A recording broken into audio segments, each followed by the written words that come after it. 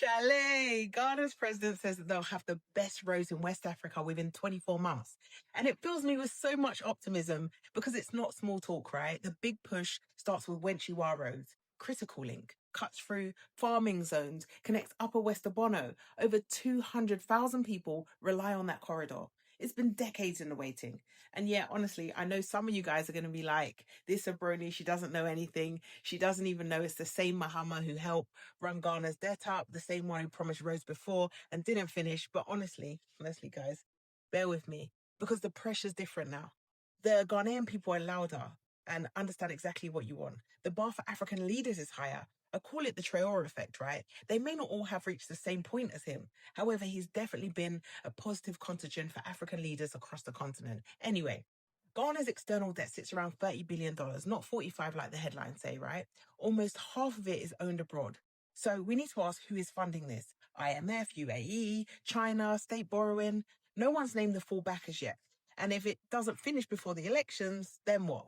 Some will say that it's nation building, and others may call it vote buying in high-vis vests. And of course, some will ask why roads when hospitals and schools are still suffering. But here's the bigger play.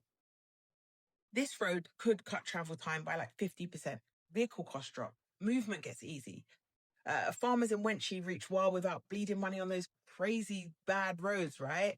Students can travel. Tourism can open up. Mole, Techiman, all linked. And real estate, well, let's talk about that because that's already shifting. Don't quote me on exact numbers, guys, but land in Wa is going for around 46 to 61,000 cedis per plot. One fenced acre just past police barrier is 400k. When roads move, prices follow. Investors are clocking it too, right? And families are as well. If I was advising the Ghanaian government on this deal, I'd say first look at alternatives to debt, right? Public-private partnerships can make good options with less borrowing and faster delivery. But we need to be mindful that profits often leave the country and tolls can hurt the majority of the population.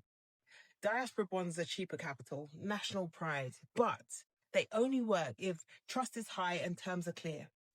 Then there's land for infrastructure swaps. No upfront cash drives real estate growth, but risky if land's undervalued or sold off unfairly. And if you must borrow, then borrow smart.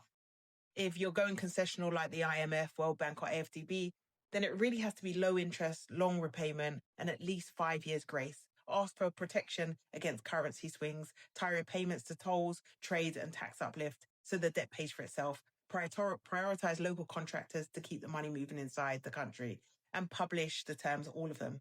Anyway, let's talk.